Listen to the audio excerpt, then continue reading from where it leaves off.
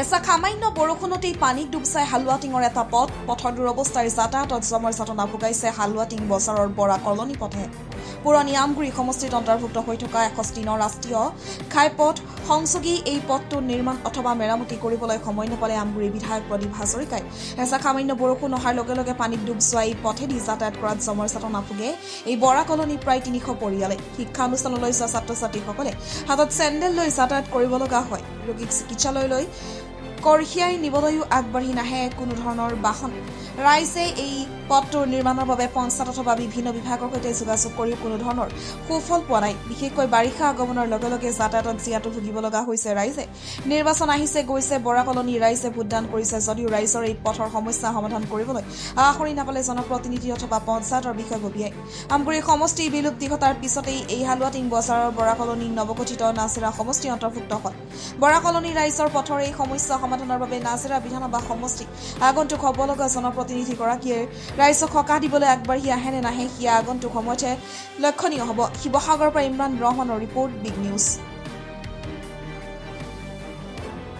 মোৰ নাম ৰুমি বেগম। এইডোখৰ জেগা হালুৱাটিং বৰা কলনী পৰে, কিন্তু ল'ৰা ছোৱালী স্কুলত নিবলৈ কাৰণে বহুত দিগদাৰ হয়। এই ৰাস্তাটো আমি পানীৰ কাৰণে ওলাবই নোৱাৰোঁ, ঘৰত পানী সোমায়। কিন্তু চৰকাৰক এইখিনিয়ে আমাৰ অনুৰোধ আৰু ৰাস্তাটো বনাই দিব লাগে। আৰু আমাৰ ল'ৰা ছোৱালী স্কুল যাব নোৱাৰে, সেইটো কাৰণে চৰকাৰক অনুৰোধ কৰিছোঁ। আৰু ইয়াতে কমে 300মান মানুহ আছে, চবৰে কষ্ট হয়। ল'ৰা ছোৱালীবোৰ স্কুলত নিবলৈ দিগদাৰ হয়, ৰোগী চোগী নিবলৈ দিগদাৰ হয়। মোৰ মতা মানুহজনে বেমাৰ, তথাপি গাড়ী চাড়ী সোমাবলৈ দিগদাৰ। এইফালে ৰাস্তাটো বেয়া। আপোনালোকে আজি সকলো আহিছে, আমি খুব আনন্দিত হৈছোঁ এই গাঁৱৰ ৰাইজে। আপোনালোকে জানে এইটো হালুৱাটিং বজাৰ, হালুৱাটিং থানাৰ অন্তৰ্গত, আৰু এতিয়া নতুন সমষ্টি আচলতে নাজিৰা সমষ্টিৰ আমি অন্তৰ্গত। আমি অসম চৰকাৰে বহুত উন্নয়ন কৰিছে বুলি চবেই গম পায়, আৰু সকলোৱে গোটেই আজিকালি মিডিয়াত হওক চবতে গম পায়। কিন্তু আপোনালোকে এই ৰাস্তাটো দেখিলে গম পাব আচলতে উন্নয়ন কিমান হৈছে। ইয়াত আমাৰ বিৰোধী দলপতিৰ নিচিনা এজন দেৱব্ৰত শইকীয়া ইয়াত নিজে MLA, আৰু নতুনকৈ এইটো গঠিত এটা সমষ্টি। এই ৰাস্তাটো আপোনালোকে দেখিলে আচৰিত হ'ব।